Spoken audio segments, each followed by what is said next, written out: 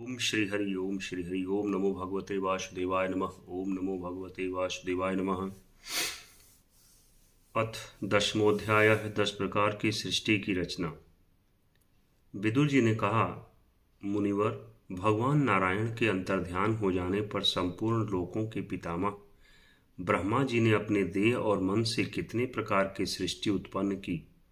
भगवान, इनके सिवा मैंने आपसे और जो जो बातें पूछी हैं उन सब का भी क्रमशः वर्णन कीजिए और मेरे सब संशयों को दूर कीजिए, क्योंकि आप सभी बहुज्ञों में श्रेष्ठ हैं।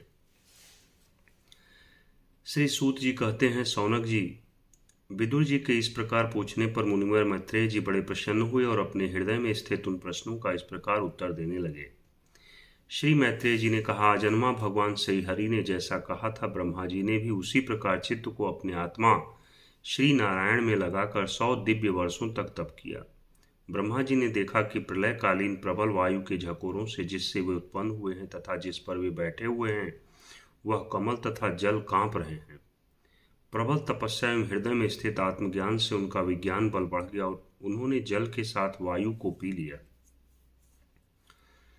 फिर जिस पर स्वयं बैठे हुए थे उस आकाश व्यापी कमल को देखकर उन्होंने विचार किया कि पूर्व कल्प में लीन हुए लोकों को मैं इसी से रचूंगा। तब भगवान के द्वारा सृष्टि कार्य में नियुक्त ब्रह्मा जी ने उस कमल कोश में प्रवेश किया और उस एक के ही भूह, भुवः, श्वः ये 3 भाग किए। यद्यपि वह कमल इतना बड़ा था कि उसके 14 भुवन या इससे भी अधिक लोकों के रूप में विभाग किए जा सकते थे। जीवों के भोग स्थान के रूप में इन्हीं 3 लोकों का शास्त्रों में वर्णन हुआ है। जो निष्काम कर्म करने वाले हैं उन्हें मह, तपः, जनः और सत्यलोक रूप ब्रह्मलोक की प्राप्ति होती है। विदुर जी ने कहा, ब्राह्मण, आपने अद्भुत कर्मा विश्वरूप श्री हरि जिस काल नामक शक्ति की बात कही थी, प्रभु उसका कृपया विस्तार पूर्वक वर्णन कीजिए। श्री मैत्रेय जी ने कहा, विषयों का रूपांतरण ही काल का आकार है। स्वयं तो वह निर्विशेष, अनादि और अनंत है। उसी को निमित्त बनाकर भगवान खेल खेल में अपने आप को ही सृष्टि के रूप में प्रकट कर देते हैं। पहले यह सारा विश्व भगवान की माया से लीन होकर ब्रह्म रूप से स्थित था। उसी को अव्यक्त मूर्त काल के द्वारा भगवान ने पुनः पृथक रूप से प्रकट किया है। यह जगत जैसा अब है वैसा ही पहले था और भविष्य में भी वैसा ही रहेगा। इसकी सृष्टि 9 प्रकार की होती है तथा प्राकृत वैकृत भेद से एक 10वीं सृष्टि और भी है और इसका प्रलय काल द्रव्य तथा गुणों के द्वारा 3 प्रकार से होता है। अब पहले मैं 10 प्रकार की सृष्टि का वर्णन करता हूँ। पहली सृष्टि महतत्व की है। भगवान की प्रेरणा से सत्वादि गुणों में विषमता होना ही इसका स्वरूप है। दूसरी सृष्टि अहंकार की है, जिससे पृथ्वी आदि पंचभूत एवं ज्ञानेन्द्रिय और कर्मेंद्रियों की उत्पत्ति होती है। तीसरी सृष्टि भूत सर्ग है, जिसमें 5 महाभूतों को उत्पन्न करने वाला तन्मात्र वर्ग रहता है। चौथी सृष्टि इंद्रियों की है, यह ज्ञान और क्रिया शक्ति से संपन्न होती है। 5वीं सृष्टि सात्विक अहंकार से उत्पन्न हुए इंद्रियाधिष्ठाता देवताओं की है। मन भी इसी सृष्टि के अंतर्गत है। छठी सृष्टि अविद्या की है। इसमें तामिस्त्र, अंधतामिस्त्र, तम मोह और महामोह ये 5 गांठें हैं। यह जीवों की बुद्धि का आवरण और विक्षेप करने वाली हैं। ये 6 प्राकृत सृष्टियां हैं। अब वैकृत सृष्टियों का भी विवरण सुनो। जो भगवान अपना चिंतन करने वालों के समस्त दुखों को हर लेते हैं, यह सारी लीला उन्हीं श्रीहरि की है। वे ही ब्रह्मा के रूप में रजोगुण को स्वीकार करके जगत की रचना करते हैं।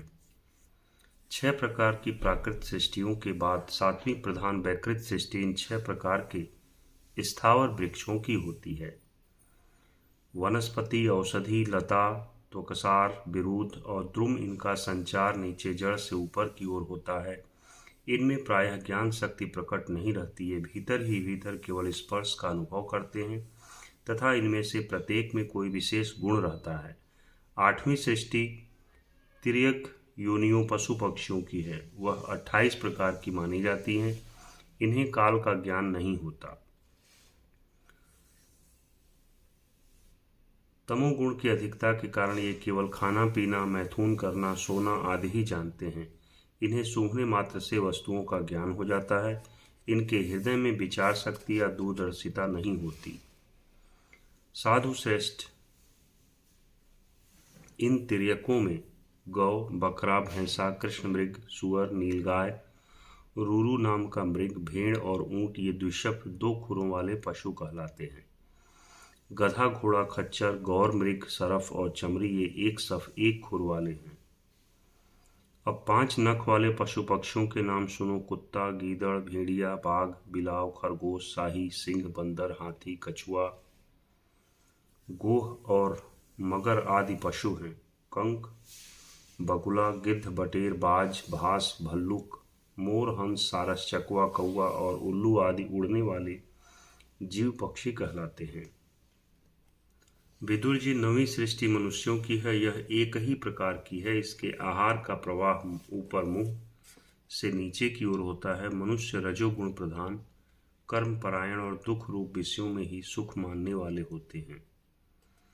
स्थावर, पशु पक्षी और मनुष्य ये तीनों प्रकार की सृष्टियां तथा आगे कहा जाने वाला दैवसर्ग वैकृत सृष्टि हैं तथा जो महत्वादि रूप वैकारिक देवसर्ग हैं उसकी गणना पहले प्राकृत सृष्टि में की जा चुकी है। इसके अतिरिक्त सनत कुमार आदि ऋषियों का जो कौमार सर्ग है वह प्राकृत वैकृत दोनों प्रकार का है।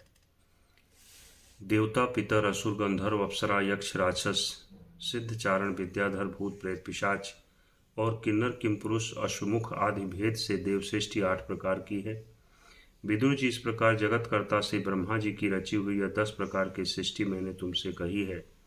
अब आगे मैं वंश और मनवंतरादि का वर्णन करूंगा। इस प्रकार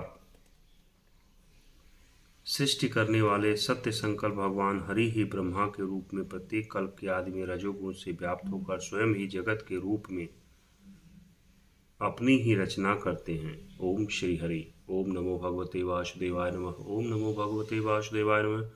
ओम कृष्णाय वासुदेवाय हरे परमात्म प्रणतः क्लेशनाशाय। ओम कृष्णाय वासुदेवाय हरे परमात्मे प्रणतः क्लेशनाशाय गोविंदाय नमो नमः। ओम श्री हरि। ओम श्री हरि। ओम श्री हरि। ओम श्री हरि। ओम श्री हरि।